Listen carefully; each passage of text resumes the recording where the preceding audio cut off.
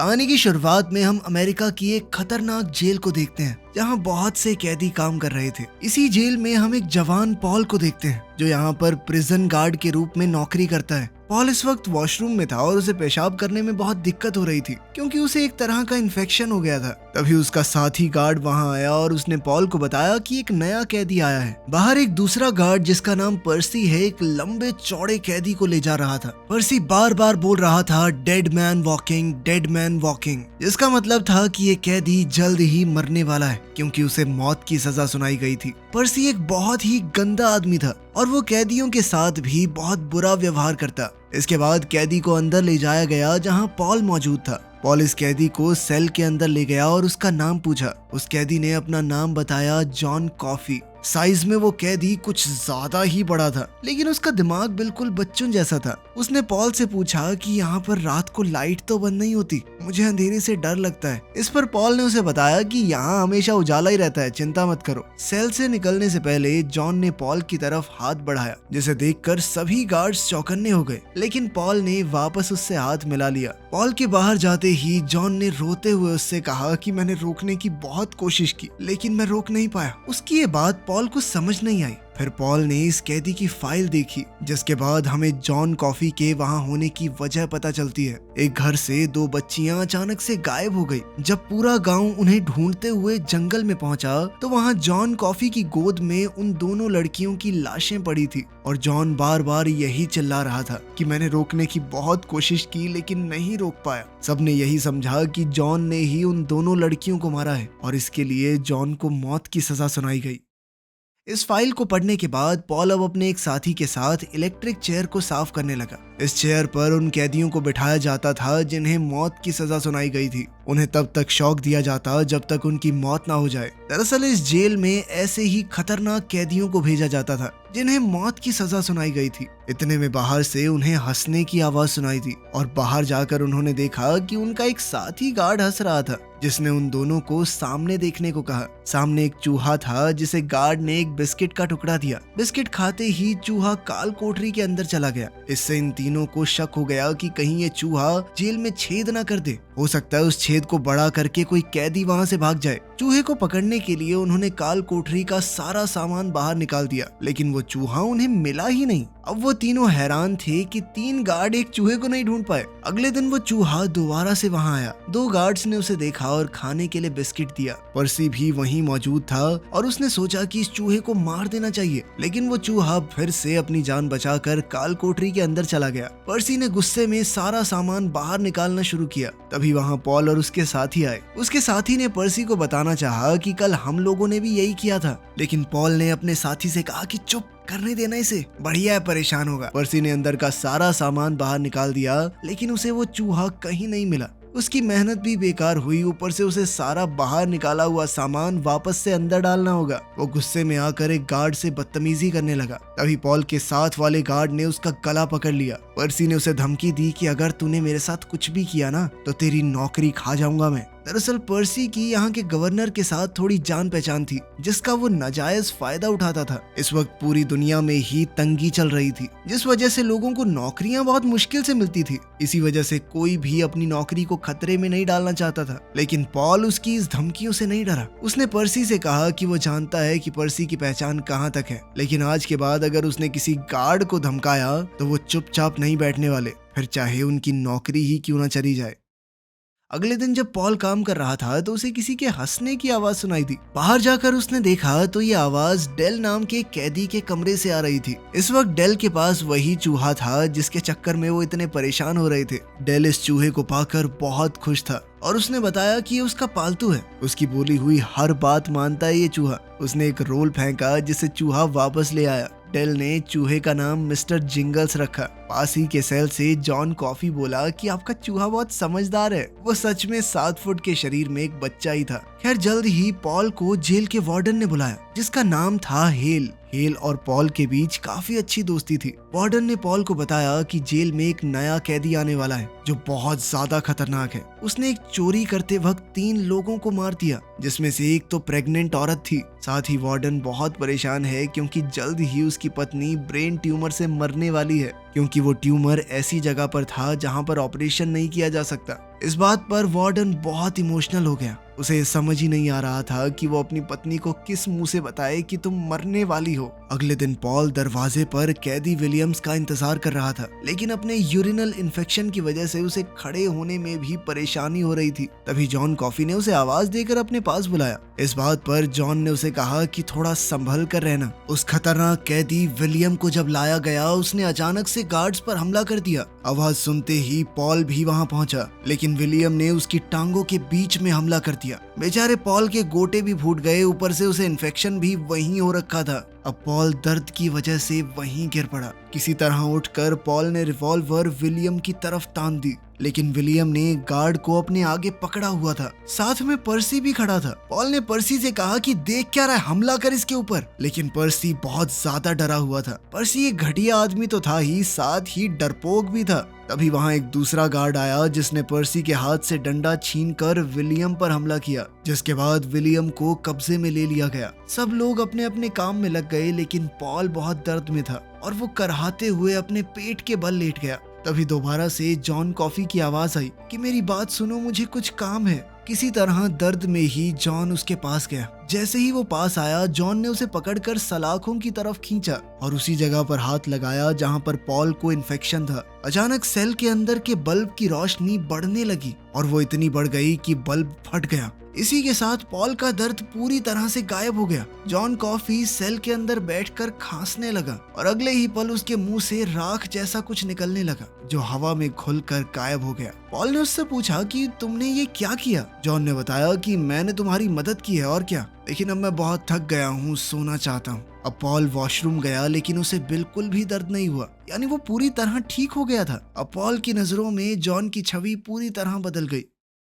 Paul उस वकील के पास गया जिसके पास जॉन का केस था। वो जॉन कॉफी की पूरी हिस्ट्री जानना चाहता था कि क्या उसने पहले भी कोई खून किया है। लॉयर ने उसे बताया कि उस दिन से पहले जॉन कॉफी को कभी देखा ही नहीं गया। उस जंगल में पहली बार उसे देखा गया, वो भी 2 लड़कियों की लाशों के साथ। सबका मानना था कि वो नौकरी की तलाश में इधर उधर भटक रहा होगा। वहीं दूसरा कैदी विलियम सबको बहुत परेशान कर रहा था। कभी वो पॉल के मुंह पर थूक देता, कभी किसी के ऊपर मूत देता, और एक बार मौका देखकर उसने पर्सी को पकड़ लिया। उसकी छेड़खानी से पर्सी इतना ज्यादा डर गया कि उसने अपनी पैंट ही गीली कर दी। विलियम को इन कारनामों के लिए काल कोठरी में बंद कर दिया गया। अब डेल की सजाए मौत का दिन आ गया, लेकिन वो बहुत चिंता में था कि उसके जाने के बाद उसके चूहे मिस्टर जिंगल्स का ध्यान कौन रखेगा। एक गार्ड ने उसे भरोसा दिलाया कि हम तुम्हारे चूहे को सर्कस में भेज देंगे, ये बढ़िया करेगा वहाँ पे और सुरक्षित भी रहेगा। तभी वो चूहा सेल से बाहर निकल गया और पर्सी उसे अपने पैर से कुचल कर आगे बढ़ गया, मानो कुछ हुआ ही ना हो।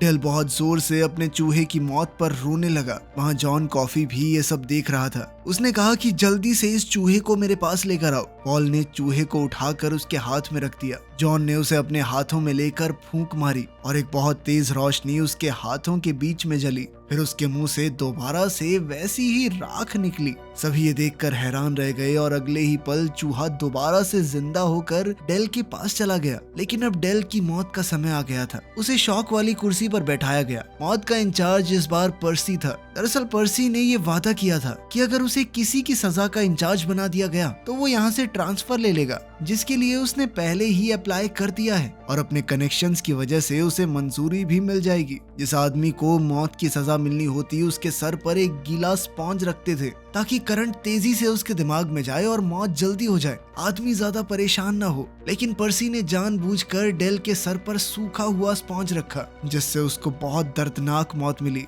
डेल की इस दर्दनाक मौत के बाद पॉल बहुत गुस्से में था और उसने पर्सी को धमकी दी कि अगर तुम जल्द से जल्द यहाँ से नहीं गए तो मैं तुम्हारी कंप्लेंट लिख दूंगा कि जब विलियम ने हमारे ऊपर हमला किया था तो तुम्हारे हाथ कांप गए थे। खाली होने के बावजूद हमला नहीं कर पाए, तुम प्रिजन गार्ड बनने के लायक नहीं हो तुम। और उस दिन जब उसने तुम्हें पकड़ा तुम्हारी पैंट गीली हो गई थी। पर्सी ने घबरा कर वादा किया कि मैं जल्द से जल्द निकल जाऊंगा यहाँ से। अब पॉल जैसे ही जॉन के सेल के बाहर पहुंचा तो उसने देखा कि जॉन बहुत रो रहा था। उसने बताया कि मैं डेल का दर्द महसूस कर पा रहा था और साथ ही मिस्टर जिंगल्स ने भी उसके दर्द को महसूस किया, इसलिए वो चूहा वहां से भाग गया। साथ ही जॉन ने कहा कि वो बहुत थक गया है और सोना चाहता है।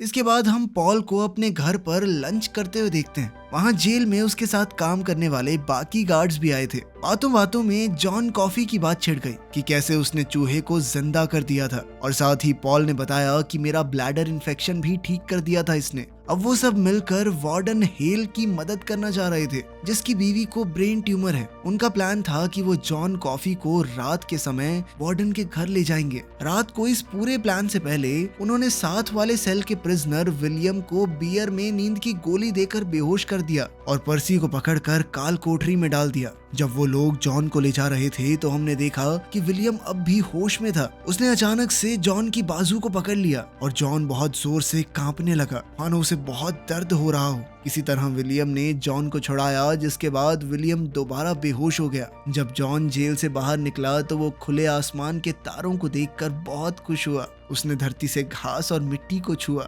ऐसा लग रहा था मानो वो इस धरती से बात कर पा रहा हो। शरीर से जॉन चाहे जितना मर्जी बड़ा हो, दिमाग से तो वो 4 साल का बच्चा ही था। वो जॉन को ट्रक में बैठा कर ले जा रहे थे। तभी एक गार्ड ने जॉन से पूछा कि तुम जानते हो हम तुम्हें कहाँ ले जा रहे हैं? जॉन ने जवाब दिया कि एक औरत की मदद करने के लिए, लेकिन उसे ये नहीं पता था कि वो ये सब कैसे जानता है। वार्डन के घर के बाहर पहुंचते ही वार्डन डर गया। उसे लगा कोई जेल से भागकर वहां आया है उससे बदला लेने के लिए। जिसके बाद वो बंदूक उठाकर चौकन्ना हो गया, लेकिन पॉल ने उसे समझाया कि हम तुम्हारी मदद करने आए हैं। फिर जॉन को अंदर वार्डन की पत्नी के पास ले जाया गया। वार्डन की पत्नी बहुत बीमार है और अब वो अपना मानसिक संतुलन खो चुकी थी। जॉन वार्डन की बीवी के पास गया। जॉन की बीवी ने उससे पूछा कि उसका नाम क्या है। उसने कहा जॉन कॉफी, पीने वाली कॉफी, बस स्पेलिंग थोड़ी अलग है। वो अपना नाम यूं ही बच्चों की तरह बताता था। तभी वो अपना मुंह वार्डन की बीवी के मुंह के पास ले गया और उसकी पूरी बीमारी अपने शरीर के अंदर खींच ली। लेकिन हर बार की तरह इस बार उसके मुंह से वो राख सी नहीं निकली और जॉन की हालत बहुत ज्यादा खराब हो गई। वो वार्डन की बीवी अब बिल्कुल ठीक हो गई, लेकिन उसे बीमारी का पता चलने के बाद से कुछ भी याद नहीं था। अब उसने दोबारा से जॉन से उसका नाम पूछा। इससे पहले वो अपना नाम बताता, वार्डन की बीवी ने उसका नाम कह दिया, यानी उसे जॉन की बातें कुछ हद तक याद थी। अब वो जॉन के पास आई और कहा कि मैंने एक सपना देखा जहाँ बहुत अंधेरा था, लेकिन तुम रोशनी बन के मेरे पास आए और मुझे बचा लिया। उसने अपने गले की चेन उतार कर जॉन को पहना दी और उसे गले लगा लिया। फिर जॉन को वहाँ से जेल ले जाया गया, लेकिन जॉन की हालत बहुत खराब थी। वहीं पर्सी को काल कोठरी से बाहर निकाल लिया गया, ये वादा लेकर कि वो जल्द से जल्द यहाँ से ट्रांसफर ले लेगा। बाहर निकलने के बाद पर्सी जॉन के सेल के पास से गुजर रहा था। तभी जॉन ने पर्सी को खींच लिया और वार्डन की पत्नी की सारी बीमारी उसके अंदर डाल दी, जिससे पर्सी की हालत अब खराब होने लगी। वो थोड़ा लड़खड़ाता हुआ विलियम के सेल के पास पहुंचा और अचानक से विलियम के ऊपर धाड़ धाड़ गोलियां चला दी, जिसके बाद वो खुद भी नीचे गिरकर तड़पने लगा। अब वैसी ही राख पर्सी के मुंह से बाहर आने लगी। ये सब देखकर पॉल समझ गया कि जॉन ने कुछ तो गड़बड़ की है। अब वार्डन की पत्नी वाली बीमारी पर्सी को हो गई थी। पॉल ने जॉन से पूछा कि उसने ऐसा क्यों किया। जॉन ने बताया कि ये दोनों बहुत बुरे आदमी थे। जब विलियम ने जॉन का हाथ पकड़ा था तो जॉन ने उसके अंदर झांक कर देख लिया था। उसने पॉल से कहा कि मेरा हाथ पकड़ो, मैं तुम्हें दिखाता हूँ कैसा आदमी था ये। पॉल ने जैसे ही जॉन का हाथ पकड़ा, उसे वो सब कुछ दिखाई दिया जो जॉन ने देखा था। जिन 2 बच्चियों के कत्ल का इल्जाम जॉन के ऊपर लगा था, उन दोनों को असल में विलियम ने मारा था। इसलिए जॉन ने पर्सी के जरिए विलियम को मार डाला। अगले दिन वार्डन ने पॉल से पूछा कि क्या इस पूरी घटना का मेरे घर पर जो कुछ हुआ उससे लेना देना है, लेकिन पॉल ने सीधे तौर पर इनकार कर दिया। वहीं पर्सी को उसी मेंटल हॉस्पिटल में भर्ती कर दिया गया जहां पर पर्सी अपना ट्रांसफर करवाने वाला था। अब पॉल को पता चल गया कि जॉन बेगुनाह है। वो जॉन के पास गया और उससे पूछा कि वो क्या चाहता है। उसने जॉन से कहा कि मैं तुम्हें बहुत दूर भेज सकता हूँ, वहाँ तुम्हें कोई नहीं ढूंढ पाएगा, लेकिन जॉन ऐसा नहीं चाहता था। उसने कहा कि वो इस आजादी से थक चुका है। इंसानों के दिलों में एक दूसरे के लिए नफरत देखकर वो थक चुका है। उससे ये सब बर्दाश्त नहीं होता। हर रोज वो इंसानों के दर्द को महसूस करता है और अब वो चाहता है कि उसे जल्द से जल्द सजा ही मिल जाए। पॉल ने कहा कि मैं भगवान को क्या मुंह दिखाऊंगा, मुझे पता है तुम बेगुनाह हो, तुम्हें कैसे मर जाने दूं। लेकिन जॉन ने कहा कि सजा देकर तुम मेरी मदद ही कर रहे होगे। वो अब इस दुनिया में नहीं रहना चाहता था। पॉल ने उससे पूछा कि तुम्हें जो भी चाहिए तुम बताओ। जॉन ने बहुत सी खाने की चीजें मंगवाई और एक फिल्म देखने की इच्छा जाहिर की। सबने मिलकर जॉन को वो फिल्म दिखाई। अब जॉन की सजा का दिन आ गया। जब पॉल और बाकी गार्ड्स जॉन के पास गए तो जॉन ने उन्हें बताया कि आज उसने एक सपना देखा जिसमें मिस्टर जिंगल्स सर्कस में पहुंच चुका है। वहाँ बहुत सारे बच्चे हैं, वो 2 लड़कियां भी जिन्हें विलियम्स ने मार दिया था। अब जॉन को इलेक्ट्रिक चेयर पर बैठा दिया गया। वहाँ पर उन 2 लड़कियों के रिश्तेदार और माँ बाप भी मौजूद थे। उन बच्चियों के पिता ने जॉन को बहुत उल्टा सीधा बोला। जॉन उनकी नफरत को महसूस कर पा रहा था। पॉल ने जॉन से पूछा कि क्या वो कुछ आखिरी शब्द कहना चाहता है। जॉन उन बच्चियों को नहीं बचा पाया था, इस बात का उसे बहुत दुख था। जैसे ही उसके चेहरे को कपड़े से ढका जाने लगा, जॉन ने पॉल से कहा कि मुझे अंधेरे से डर लगता है, मेरा चेहरा मत ढको प्लीज। पॉल ने उसकी ये बात मान ली। एक निर्दोष आदमी को मरता देख सभी गार्ड्स की आंखों में आंसू आ गए। पॉल ने एक आखिरी बार जॉन से हाथ मिलाया और जॉन ने मन ही मन उसे बताया कि जैसे उन 2 बच्चियों को मार दिया गया था, वैसा ही दुनिया में बहुत कुछ गलत हो रहा है। इंसान इंसान से नफरत करता है, उससे अब और यहाँ नहीं रहा जा रहा। इलेक्ट्रिक चेयर को ऑन करने का ऑर्डर देते हुए पॉल को बहुत दिक्कत हो रही थी, लेकिन आखिरकार उसे ऑर्डर देना ही पड़ा और बेचारे जॉन कॉफी की मौत हो गई। इसके बाद हम एक बूढ़े हो चुके पॉल को देखते हैं जो अपनी दोस्त को ये कहानी सुना रहा था। पॉल ने बताया कि मेरी और मेरे साथियों की वो आखिरी सजाए मौत थी। उसके बाद सभी गार्ड्स ने अपना ट्रांसफर उस जगह करवा लिया जहाँ पर नाबालिग अपराधियों को लाया जाता था। वो उन्हें पढ़ा लिखा कर सुधारने की पूरी कोशिश करते, लेकिन एली को पॉल की इस कहानी पर भरोसा नहीं हुआ। भरोसा दिलाने के लिए पॉल उसे अपने साथ वॉक पर ले गया, उसी लक्कड़ के घर में जहाँ वो रोज सुबह जाता था। दोनों उस कॉटेज के अंदर गए तो देखा कि मिस्टर जिंगल्स यानी वही चूहा जो जेल के उस कैदी के पास था, अब तक जिंदा है। पॉल ने बताया कि जब ये चूहा तड़प रहा था तो जॉन ने इसकी मदद की थी और इसे ठीक करते हुए उसने शायद अपनी शक्ति का थोड़ा सा हिस्सा इसके हवाले कर दिया और इसीलिए शायद ये चूहा आज भी जिंदा है। और जब जॉन ने उसे टेलीपैथी से ये सब दिखाया था कि कैसे विलियम ने बच्चियों को मारा है, तब जॉन ने अपनी शक्ति का एक छोटा सा हिस्सा ना चाहते हुए भी पॉल को दे दिया था। पॉल ने बताया कि मेरी उम्र 108 साल है, मैंने एक बहुत लंबी जिंदगी जी है, बहुत अच्छी और बुरी चीजें देखी हैं, अपने पूरे परिवार को दफना चुका हूँ मैं, और एक दिन एली भी उसकी जिंदगी से चली जाएगी। शायद यही उसकी सजा है और यही उसका प्रायश्चित। इसके बाद एली की भी कुछ वक्त बाद मौत हो गई। अब पॉल बिस्तर में पड़ा उन सब लोगों को याद कर रहा था जो उसकी जिंदगी में आए और चले गए। वो ये सोच रहा था कि जब जॉन ने मिस्टर जिंगल्स जैसे चूहे को इतनी लंबी जिंदगी दे दी तो वो तो फिर भी एक इंसान है, पता नहीं वो कितने साल जिएगा। वीडियो पसंद आई तो लाइक कर देना, चैनल को सब्सक्राइब कर लेना। मिलते हैं अगली वीडियो में।